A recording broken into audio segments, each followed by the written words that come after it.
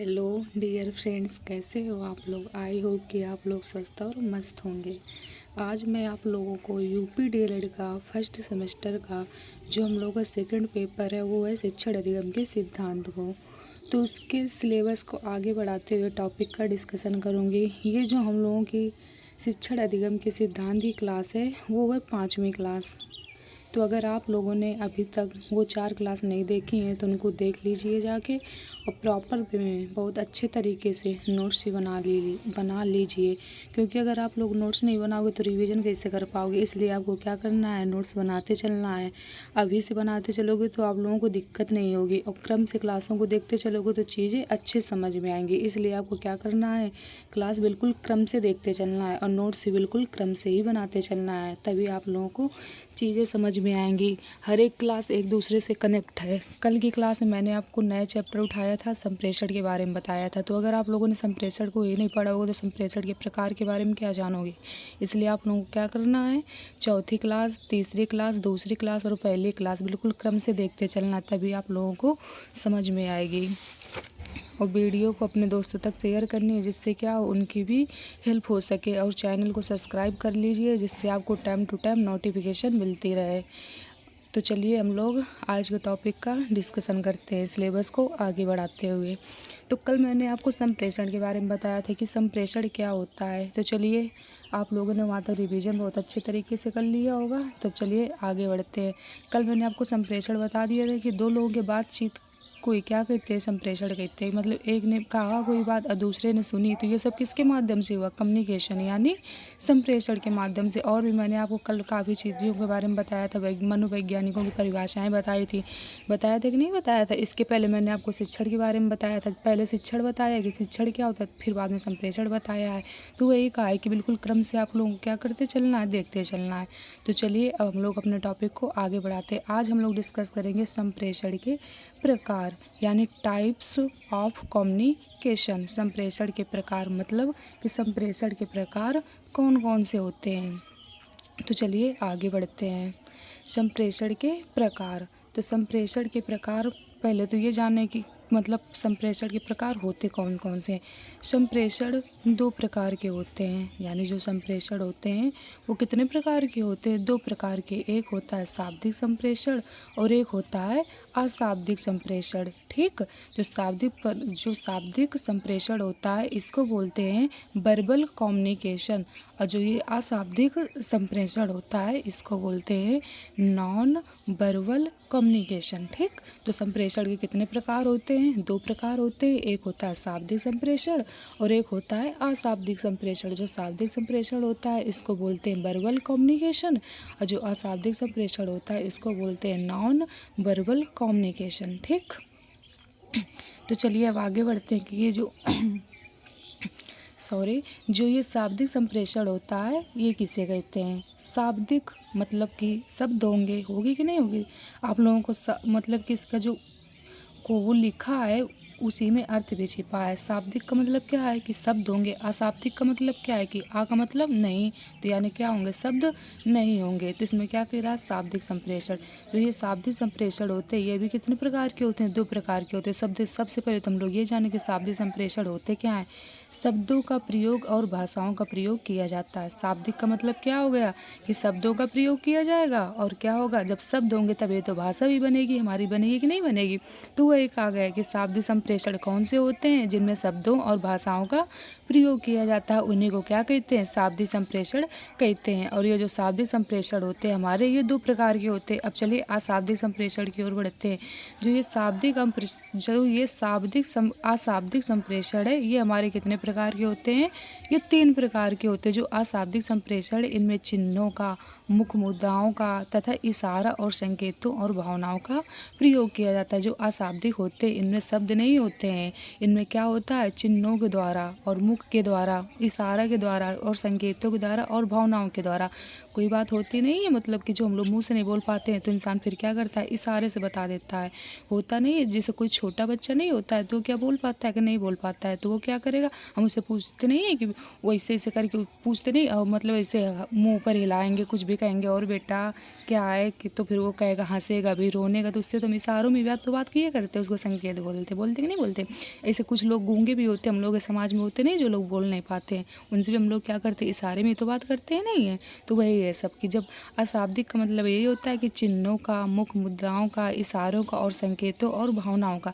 मान लीजिए भावनाएं का मतलब ये होती है कि कोई कोई होता है जो अपनी बात नहीं बोल पाता है, तो हम लोग उसकी भावनाओं से यानी उसके मतलब चेहरे से ही समझ जाते हैं।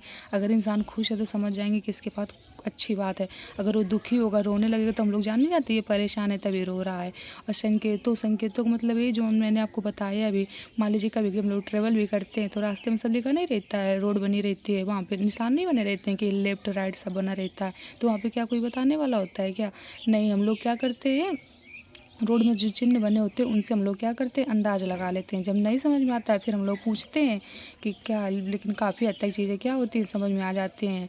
तो फिर इसके बाद तो यही सब हो गया। जो अशाब्दिक होते हैं इनमें शब्द नहीं होते हैं, ये हम लोग किसके द्वारा समझते हैं, चिन्हों के द्वारा, मुख मुद्राओं के द्वारा, इशारों के द्वारा, संकेतों और भावनाओं के द्वारा। तो आई होप आप लोगों को शाब्दिक और अशाब्दिक के बारे में बहुत अच्छी तरीके से आप समझ में आया होगा। जो शाब्दिक संप्रेषण होते हैं इनमें क्या होता है, शब्दों और भाषाओं का प्रयोग किया जाता है, लेकिन जो अशाब्दिक होते हैं इनमें भावनाओं को, संकेतों को और चिन्हों के द्वारा क्या किया जाता है, पता लगाया जाता है। तो अब चलिए आगे बढ़ते हैं। जो शाब्दिक संप्रेषण होते हैं इनको मैंने आपको बताया ये 2 प्रकार के होते हैं, और जो अशाब्दिक संप्रेषण होती है कितने प्रकार के होते हैं, ये 3 प्रकार के होते हैं। तो शाब्दिक संप्रेषण 2 प्रकार के होते हैं, और कौन कौन से होते हैं, एक तो हो जाएगा मौखिक संप्रेषण, ये मौलिक गलती से लिख गया, आप लोगों को क्या करना है, यहाँ पे मौखिक संप्रेषण लिखना है, ठीक। और एक क्या हो जाएगा, एक हो जाएगा लिखित संप्रेषण, ठीक। तो एक क्या हो जाएगा, हम लोगों का जो संप्रेषण है इसमें 2 होते हैं, कौन कौन से होते हैं, एक होता है मौखिक संप्रेषण और एक होता है क्या, एक होता है लिखित संप्रेषण, ठीक। तो आप लोग क्या करिएगा, मौखिक लिख लीजिएगा, गलती से मौलिक लिख गया है। तो इसमें कौन कौन से 2 होते हैं, एक होगा मौखिक संप्रेषण और एक होगा लिखित संप्रेषण। तो जो मौखिक संप्रेषण होता है इसको बोलते हैं ओरल कम्युनिकेशन, यानी क्या, मौखिक संप्रेषण। मौखिक संप्रेषण क्या होता है, कोई सूचना हो गए, संदेश हो गए, विचार हो गए, इनको क्या किया जाता है, मुख से बोलकर, यानी हम लोग मुंह से बोलते हैं, इनको क्या बोलते हैं, मौखिक संप्रेषण कहते हैं। चलिए इसमें आगे बढ़ते हैं, और आगे क्या क्या हो जाएगा, जैसे भाषण हो गई, मीटिंग हो गई, टेलीफोन हो गया, टेलीफोन मतलब मोबाइल पर क्या हो गई, बातचीत हो गई, सम्मेलन हो गई यानी कोई मीटिंग हुई, कहानी हो गई, सामूहिक चर्चा हो गई, प्रश्न उत्तर आदि।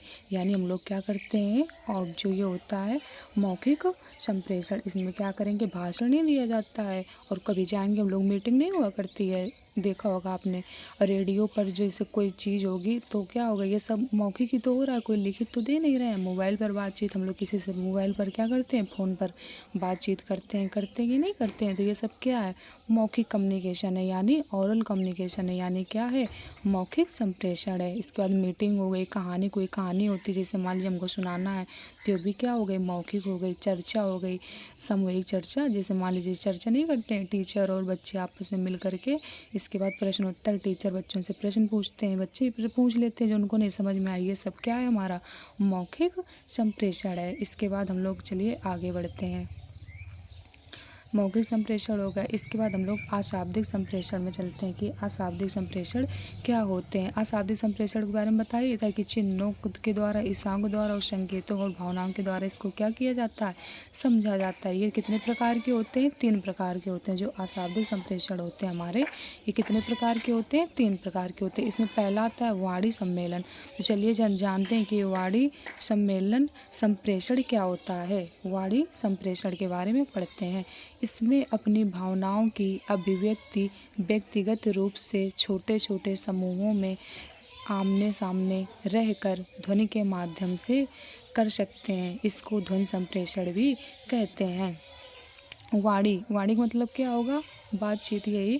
तो इसमें अपनी भावनाओं की अभिव्यक्ति को व्यक्तिगत रूप से या छोटे छोटे समूहों में अपने सामने रखकर ध्वनि के माध्यम से कर सकते हैं। मान लीजिए कोई बातचीत हुई, हमने किसी से की, तो उसमें क्या होगा, बोलेंगे तो ध्वनि उत्पन्न होगी कि नहीं होगी, तो वही कहा गया है कि इसमें अपनी भावनाओं की अभिव्यक्ति व्यक्तिगत रूप से या छोटे छोटे समूहों में आमने सामने रख कर ध्वनि के माध्यम से क्या करते हैं, कर सकते हैं। इसको ध्वनि संप्रेषण भी कहते हैं। तो वही कहा गया कि जब ध्वनि तो सुनाई देगी, ध्वनि के माध्यम से तो हो पाएगा बातचीत, तो इसी को क्या बोल देते हैं, वाणी संप्रेषण को ही क्या बोल देते हैं, ध्वनि संप्रेषण भी कह देते हैं। अगर आप लोगों के एग्जाम में आ जाए कि वाणी संप्रेषण किससे कहते हैं, तो फिर आप लोगों को यही लिखना पड़ेगा। अगर ध्वनि संप्रेषण भी लिख के आ जाए तो आप लोगों को यही लिखना पड़ेगा, क्या, यही वाणी संप्रेषण के बारे में। या तो यही आ जाएगा कि वाणी संप्रेषण अथवा मतलब कि वाणी संप्रेषण और ध्वनि संप्रेषण की परिभाषा बताइए, तो आप लोगों को ये लिखना पड़ेगा कि इसमें अपनी भावनाओं की अभिव्यक्ति व्यक्तिगत रूप से या छोटे छोटे समूहों में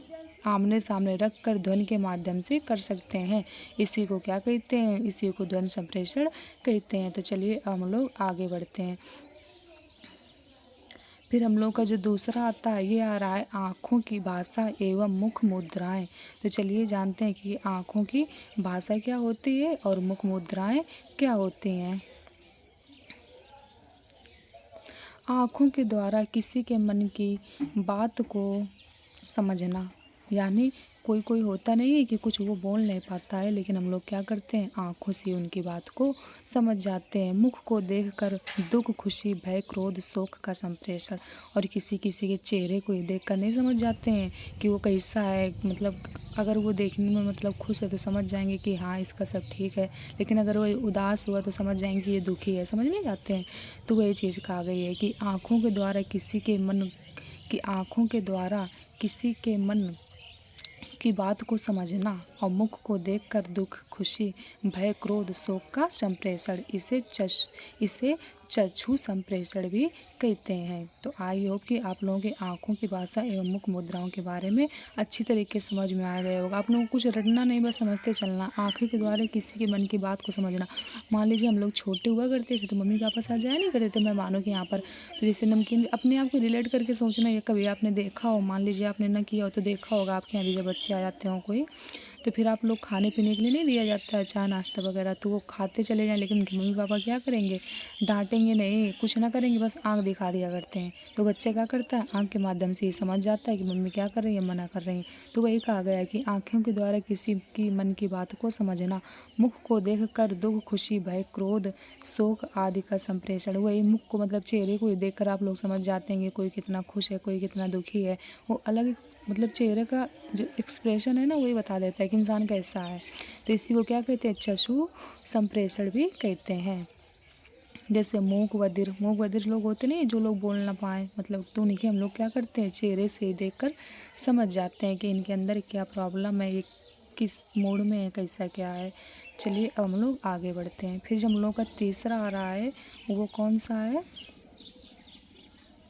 जो तीसरा आ रहा है वो है हम लोगों का स्पर्श संप्रेषण। स्पर्श का मतलब क्या होता है, छू के, जैसे हाथ मिलाना, स्पर्श द्वारा संप्रेषण होता नहीं है। स्पर्श मतलब ये होता है किसी चीज़ को छूना। दृष्टिहीन बालक, यानी जो लोग देख नहीं पाते हैं, आपने देखा होगा कुछ लोग अंधे भी होते कि नहीं होते, तो वो लोग क्या करते हैं, जो वो लोग टचिंग की जो उनके लोग जो मतलब उनके अंदर जो टच करने की क्षमता होती है ना वो बहुत अच्छी होती है। वो लोग नोट को क्या करेंगे, छू के बता देंगे कि इतने का नोट है। तो वही है, कहा गया है कि जो स्पर्श संप्रेषण होता है इसका मतलब यही होता है कि हाथ मिलाना और स्पर्श के द्वारा चीज़ों को क्या करना, समझ जाना। ठीक, वो लोग स्पर्श करके ही बता देते हैं। तो यही कहा गया है कि जो स्पर्श संप्रेषण होता है वो यही होता है, हाथ मिलाना स्पर्श के द्वारा। और ये लोग जो दृष्टिहीन होते हैं, यानी जो लोग देख नहीं पाते हैं, वो लोग इसका क्या करते हैं, इसी के माध्यम से यानी स्पर्श के माध्यम से वो लोग क्या करते हैं, पता लगा लेते हैं। तो आई होप जो हम लोगों के ये थे, क्या कहा जाता है, अशाब्दिक संप्रेषण। ये 3 प्रकार के होते हैं, एक होता है वाणी संप्रेषण, और एक होता है आँखों की भाषा एवं मुख मुद्राएं, और इसके बाद जो तीसरा होता है वो होता है स्पर्श संप्रेषण। तो आई होप कि आप लोगों को जो ये अशाब्दिक संप्रेषण है इसके बारे में बहुत अच्छे तरीके से समझ में आया होगा। और जो शाब्दिक संप्रेषण होते हैं ये 2 प्रकार के होते हैं, एक तो मौखिक संप्रेषण होता है और एक क्या होता है, एक लिखित संप्रेषण होता है, यानी रिटेन कम्युनिकेशन। तो लिखित, ये मौखिक बारे में तो मैंने आपको समझा दिया, तो चलिए लिखित संप्रेषण के बारे में भी समझाते हैं। लिखित संप्रेषण यानी रिटेन कम्युनिकेशन, कोई सूचना या संदेश को शब्दों या संकेतों के द्वारा भेजा जाता है।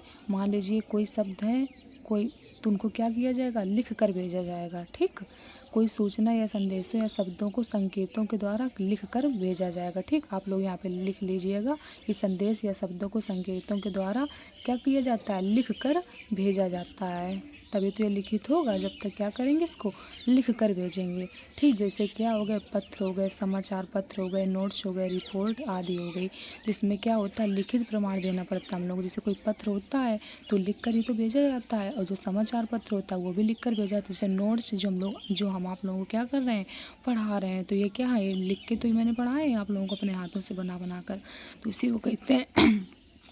इसके बाद रिपोर्ट्स होते नहीं है, रिपोर्ट्स मान लीजिए कोई बीमार हो गया, कुछ भी हो गया, तो रिपोर्ट नहीं आती है, तो लिखित ही तो आती है। तो हम लोग कागज़ को चेक करते हैं कि इसमें क्या लिखा है, तो वही कहा गया है। ठीक, तो अब आई होप कि आप लोगों को लिखित संप्रेषण बहुत अच्छे तरीके से समझ में आया होगा। ये औपचारिक होते हैं, इसमें सूचनाओं का प्रमाण होता है, यानी ये क्या होते हैं, औपचारिक होते हैं, और इसमें सूचनाओं का क्या होता है, प्रमाण होता है। मतलब मान लीजिए जब कोई चीज़ लिख के आ जाती है तो इसका मतलब क्या हुआ कि ये प्रमाण, ये चीज़ क्या लिखित है, तो इसका मतलब है ये चीज़ क्या है, सही है। तो आई होप कि आप लोगों को संप्रेषण के जो प्रकार हैं बहुत अच्छी तरीके से समझ में आए होंगे। संप्रेषण के कौन कौन से प्रकार होते हैं, 2 प्रकार होते हैं। एक शाब्दिक संप्रेषण होता है और एक अशाब्दिक संप्रेषण होता है। जो शाब्दिक संप्रेषण होता है ये हमारा 2 प्रकार का होता है। एक होता है मौखिक संप्रेषण और एक होता है लिखित संप्रेषण। और जो हम लोग का अशाब्दिक संप्रेषण होता है ये 3 प्रकार का होता है। एक होता है वाणी संप्रेषण, एक होता है आँखों की भाषा एवं मुख मुद्राएं, और जो तीसरा होता है वो होता है स्पर्श संप्रेषण। तो आई होगी आप लोगों को यहाँ तक चीज़ें बहुत अच्छे तरीके से समझ में आई होंगी, और आपने क्या किया होगा, प्रॉपर वे में बहुत अच्छे तरीके से नोट्स भी बना लिए होंगे। तो चलिए अब हम लोग आगे बढ़ते हैं। आगे क्या है, संप्रेषण की प्रक्रिया, यानी जानते हैं कि जो संप्रेषण है इसकी प्रक्रिया क्या है, प्रोसेस ऑफ कम्युनिकेशन। तो चलिए अब हम लोग जानते हैं कि संप्रेषण की प्रक्रिया क्या है। संप्रेषण एक सामाजिक प्रक्रिया है। संप्रेषण के द्वारा ही 2 व्यक्ति आपस में अपने विचारों का आदान प्रदान कर सकते हैं और क्या कर सकते हैं, और संबंधों को मजबूत भी कर सकते हैं। यानी संप्रेषण क्या है, संप्रेषण एक सामाजिक प्रक्रिया है। संप्रेषण के द्वारा ही क्या होता है, 2 व्यक्ति आपस में अपने विचारों का आदान प्रदान कर सकते हैं। मान लीजिए 2 व्यक्ति हुए, तो पहले व्यक्ति ने कोई कुछ बात बोली तो दूसरे व्यक्ति ने सुना, फिर दूसरे व्यक्ति ने भी कुछ बात बोलेंगे तो पहले वाले सुनेंगे।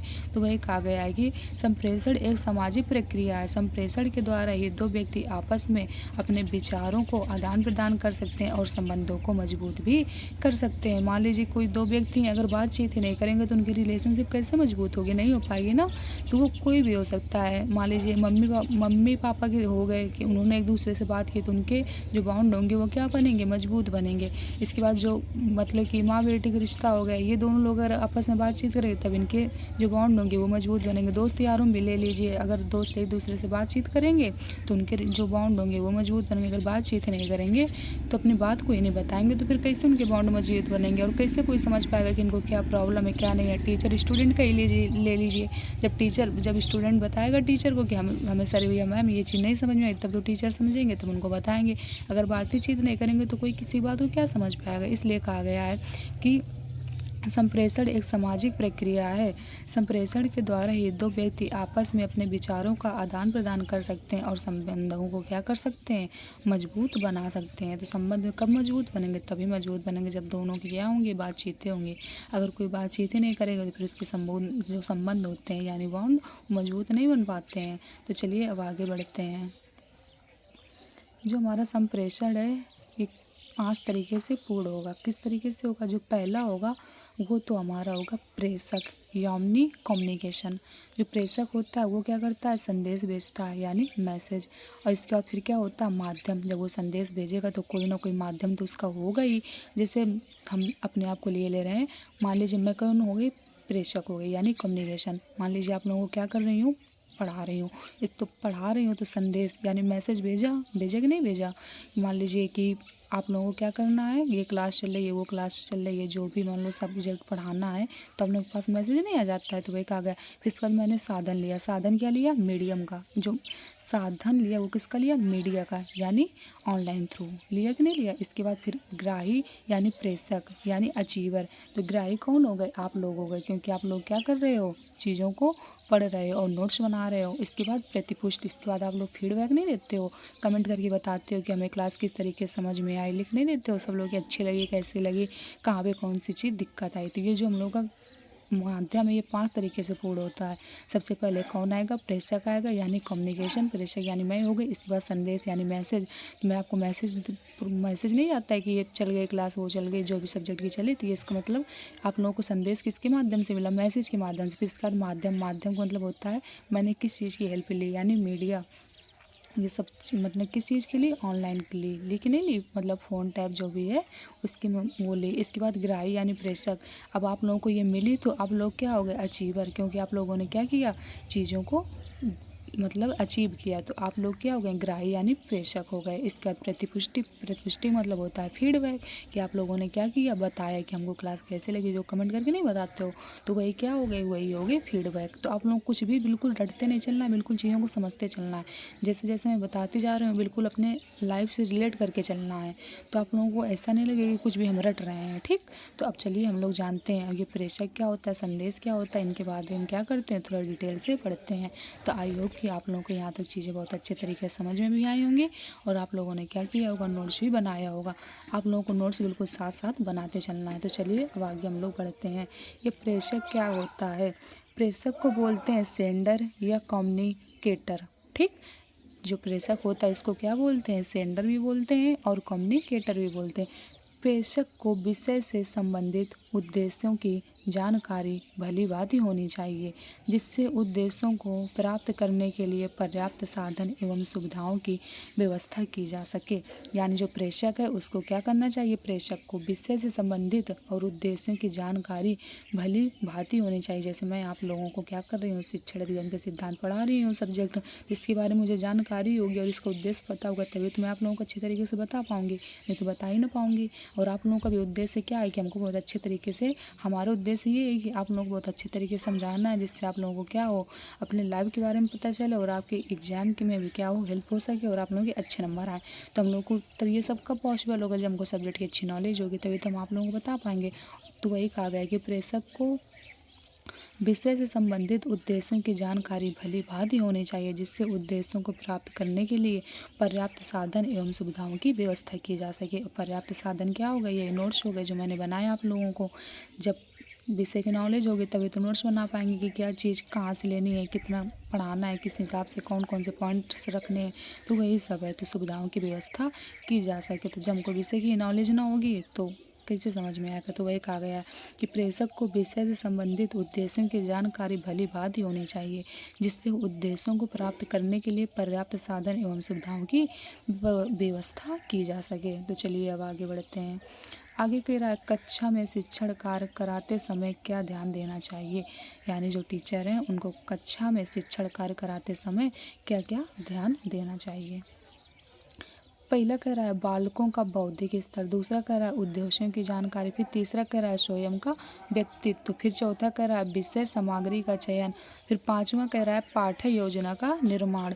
यानी बालकों का बौद्धिक स्तर यानी बच्चे का लेवल क्या है? पहले तो टीचर को ये पता होना चाहिए कि बच्चे का लेवल क्या है, वो कितना हो, मतलब उसे क्या चीज़ आ रही है, उसी हिसाब से टीचर को क्या करना चाहिए? चीज़ों को प्रोवाइड कराना चाहिए, मतलब उनको पढ़ाना चाहिए। वही चीज़ मैंने आपको नहीं बताई कि मान लीजिए आपने किसी को इंग्लिश की बुक दे दी पढ़ने के लिए, लेकिन अब इसको जब ABCD नहीं आती तो इंग्लिश की बुक पढ़ पाएगा क्या? नहीं पढ़ पाएगा ना।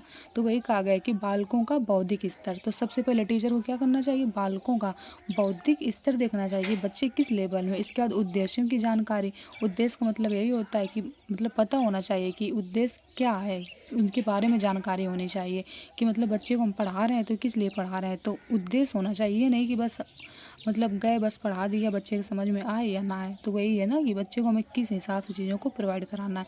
इसके बाद स्वयं का व्यक्तित्व, स्वयं को व्यक्तित्व को बना के रखना है कि हम टीचर हैं तो टीचर ही बन के रहें, बच्चों के साथ बच्चे ना बन जाएं, मतलब कि बच्चों के साथ अपनी एक मर्यादा रखें कि टीचर हैं तो मतलब आप भी बच्चे बन गए तो फिर बच्चे सीख पाएंगे कि बच्चे आपसे डरेंगे ही नहीं, तो एक मर्यादा भी रखनी है। तो वही कहा गया स्वयं का व्यक्तित्व कि आपको बच्चों से अलग होना है थोड़ा, मतलब बच्चे समझ रहे हैं कि ये टीचर हैं तो थोड़ा वो आप लोगों के क्या करें, मतलब टीचर हैं तो टीचर के लेवल में रहें, बच्चे ये ना समझे कि नहीं ये तो हमारे दोस्त हैं। तो वही कहा गया है कि बालकों का बौद्धिक स्तर आपको देखना है कि बच्चे किस लेवल के हैं।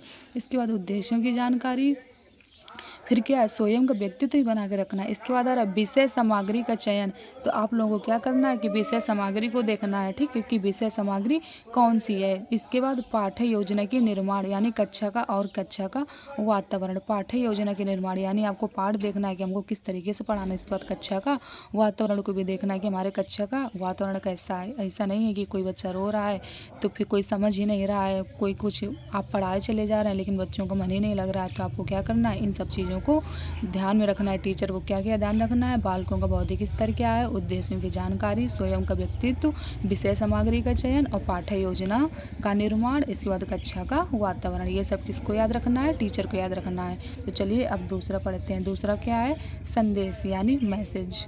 प्रेषक या ग्राही यानी रिसीवर या अचीवर इसी को बोलते हैं, को कुछ भी सिखाने के लिए अपना अनुभव व ज्ञान का प्रयोग करता है जिसे वह शिक्षण के माध्यम से देता है। यानी जो प्रेषक या ग्राही होता है वो कुछ भी सिखाने के लिए अपना अनुभव व ज्ञान का प्रयोग करता है जिसे वह शिक्षण के माध्यम से देता है। मान लीजिए किसी को जब ज्ञान होगा तभी तो वो शिक्षण दे पाएगा कि नहीं दे पाएगा। जब उसे ज्ञान ही नहीं होगा तो शिक्षण कैसे दे पाएगा। तो वही कहा गया है कि प्रेषक या ग्राही को जो कुछ भी सीखने के लिए अपना अनुभव व ज्ञान का प्रयोग करता है जिसे वह शिक्षण के माध्यम से देता है। मान लीजिए उसको कोई चीज़ पता होगी तभी तो उसको अनुभव पता होगा कि हमने जीवन में ये चीज़ों को देखा, वो देखा, तभी तो शिक्षण के माध्यम से बता पाएगा। तो वही कहा गया है। तो आई होप आप लोगों को इसके बारे में भी जो संदेश था इसके बारे में भी पता चल गया होगा। अब जो तीसरा हम लोग का वो होता है माध्यम यानी मीडिया।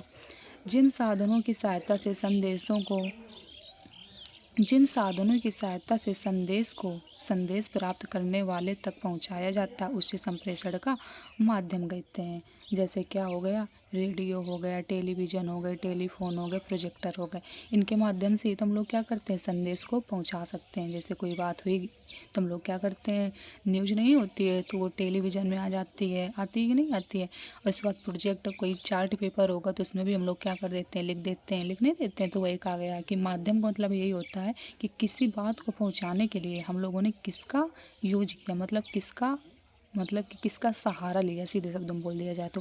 मान लीजिए हम यहाँ पर बैठे हैं, आप लोग दूर हैं, तो फिर हम लोग को कोई बात बतानी है तो हम लोग फ़ोन नहीं करके बताते हैं। तो वही कहा गया है कि माध्यम का मतलब यही होता है कि हमने किस चीज़ की हेल्प ली कोई भी बात बताने के लिए। तो वही कहा गया कि जिन साधनों की सहायता से संदेश प्राप्त करने वाले तक पहुँचाया जाता है। यानी कोई संदेश है और संदेश को क्या करना है, हमको पहुँचाना है। तो जिस भी चीज़ की हम लोग क्या लें, हेल्प लें, तो वही क्या होता है, हमारा माध्यम होता है। जिन साधनों की सहायता से संदेश प्राप्त करने वाले तक पहुँचाया जाता है उसे क्या कहते हैं, संप्रेषण का माध्यम कहते हैं। तो आई होप कि आप लोगों को ये जो माध्यम है बहुत अच्छे तरीके से समझ में आया होगा। इसके बाद जो हम लोगों का अगला है वो है ग्राही यानी अचीवर। ये क्या होता है, ग्राही ग्रहण करने वाला, प्राप्त करने वाला, सीखने वाला, संप्रेषण के द्वारा दिए जाने वाले ज्ञान को ग्रहण करने वाला ग्राही कहलाता है। ठीक, यानी ग्राही क्या होता है, ग्राही ग्रहण करने वाला होता है, यानी ग्रहण करने वाला या प्राप्त करने वाला, उसी को क्या बोलते हैं, ग्राही बोलते हैं। सीखने वाला, संप्रेषण के द्वारा दिए जाने वाले ज्ञान को ग्रहण करने वाला ग्राही कहलाता है। मान लीजिए मैंने आपको कोई भी ये नोट्स प्रोवाइड कराया, आपको पढ़ाया, तो आपने क्या किया, चीज़ों को ग्रहण किया कि नहीं किया। तो यही हो गया कि जो देता है वो तो मान लीजिए कि देगा जो, तो वो तो क्या होगा, प्रेषक होता है। लेकिन जो ग्रहण करता है वो क्या होता है, उसके बारे में बताएं तो ग्राही होता है। तो आप लोग अपने और हमसे रिलेट करके ले लीजिए कि जो ग्राही होता है वो ग्रहण करने वाला या प्राप्त करने वाला होगा, और जो सीखने वाला होता है वो संप्रेषण के द्वारा दिए जाने वाले ज्ञान को ग्रहण करने वाला ग्राही कहलाता है। जो संप्रेषण के माने कम्युनिकेशन के माध्यम से दिया गया आप लोगों को ज्ञान, और आपने क्या किया, ग्रहण किया, तो आप लोग क्या हो गए, ग्राही हो गए। संप्रेषण की क्रिया तब तक पूरी नहीं हो सकती जब तक कि उसमें प्राप्तकर्ता ना हो। यानी संप्रेषण की प्रक्रिया है जो कब तक पूरी नहीं होगी, जब तक इसमें प्राप्तकर्ता ना हो। मान लीजिए क्या अकेले पॉसिबल है, नहीं है। जब तक मान लीजिए हम तो पढ़ाते चले जा रहे हैं लेकिन आप लोग जब नहीं होंगे तो फिर क्या मतलब हमारे पढ़ाने का। तो वही कहा जा रहा है ना, जैसे क्लास में यही है, तो टीचर्स केवल चले जाएँ, बच्चे न जाए तो क्या हो पाएगी प्रक्रिया पूरी, पढ़ने पढ़ाने की नहीं हो पाएगी ना, जब तक बच्चे नहीं जाएंगे। अगर बच्चे केवल चले जाएँ, टीचर न हुए, तो फिर बच्चे कैसे पढ़ पाएंगे। तो वही कहा गया कि संप्रेषण की क्रिया तब तक पूरी नहीं हो सकती जब तक कि उसमें प्राप्तकर्ता ना हो, यानी जब तक कि उसमें क्या हो, लेने वाले ना हो। ठीक, और संप्रेषण के 3 प्रमुख घटक। अब ये जो संप्रेषण है इसके 3 प्रमुख घटक कौन कौन से होते हैं, संप्रेषण, संदेश, ग्राही। एक तो यानी संप्रेषण हो गया, ठीक। और संदेश, संदेश का मतलब कोई न्यूज हुई। और ग्राही जिसको देना है तो वही होगा, जैसे मान लीजिए क्लास में ही है तो जो संप्रेषण हो गए वो कौन हो गए, टीचर हो गए। और संदेश का मतलब पाठ्य पुस्तकें नहीं होती हैं कि हमको क्या पढ़ाना है। इसके बाद ग्राही फिर बच्चे हो गए। तो यही कहा गया जो संप्रेषण होता है इसके 3 घटक होते हैं। कौन कौन से होते हैं, एक तो संप्रेषक होता है, एक संदेश होता है और एक ग्राही होता है। तो आई होप कि आप लोगों को यहाँ तक चीज़ें बहुत अच्छे तरीके से समझ में आई होंगी और आपने क्या किया होगा, प्रॉपर वे में नोट्स भी बना लिए होंगे। तो ग्राही के अन्य नाम, ये जो ग्राही होता है इसको अन्य किस नाम से जानते हैं, एक तो प्रापक होता है, एक प्राप्तकर्ता होता है, एक ग्रहणकर्ता होता है, एक विषयी होता है।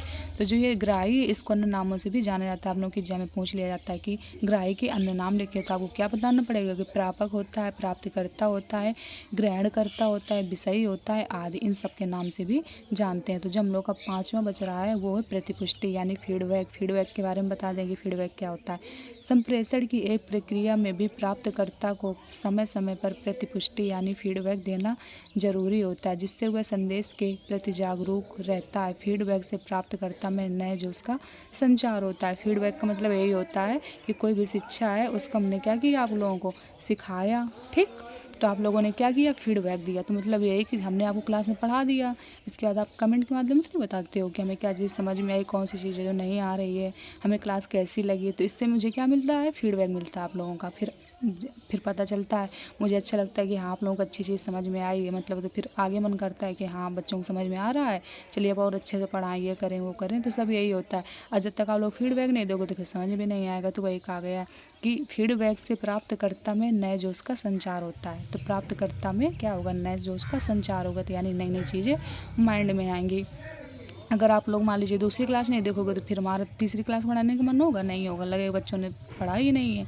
तो वही है कि आप लोगों के जो कमेंट होते हैं, जो व्यू होते हैं और इसके बाद जो लाइक होते हैं, इन सब से क्या होता है, जो टीचर होता है मान लीजिए पढ़ाने वाला, उसको क्या मिलता है, मोटिवेशन मिलता है। वो सोचता है कि बच्चों को और चीज़ अच्छे तरीके से समझाएं। तो यही फीडबैक होता है, ठीक।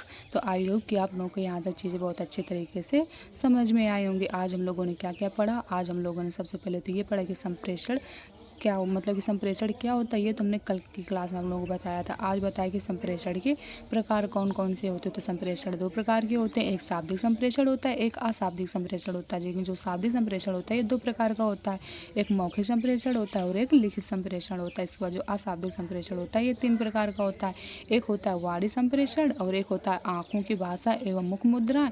इसके बाद जो तीसरा होता है वो होता है स्पर्श संप्रेषण। फिर हम लोगों ने जाना कि जो संप्रेषण की प्रक्रिया ये किस तरीके से पूर्ण होती है। तो आपने देखा होगा ये 5 तरीके से पूर्ण होती है।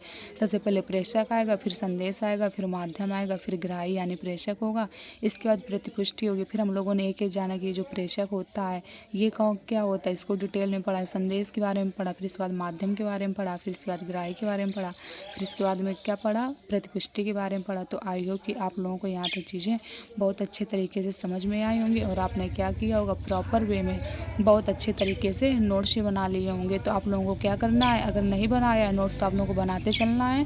और अगर आप लोग अभी तक हमारे टेलीग्राम से नहीं जुड़े हो तो वहाँ पे भी जुड़ जाइए। तो वहाँ पे भी आप लोगों को क्या होगा, टाइम टू टाइम न्यूज़ मिलती रहेगी और सब कुछ वहाँ पे आपको प्रोवाइड कराया जाता है। वहाँ पे डेली रात को 9 बजे क्विज होती है, तो आप लोगों को वो भी अटेम्प्ट करनी है, जिससे आप लोगों का अपना आकलन होगा कि कितना हमको आता है। और वीडियो को क्या करनी है, दोस्तों तक शेयर करनी है। Okay, thank you.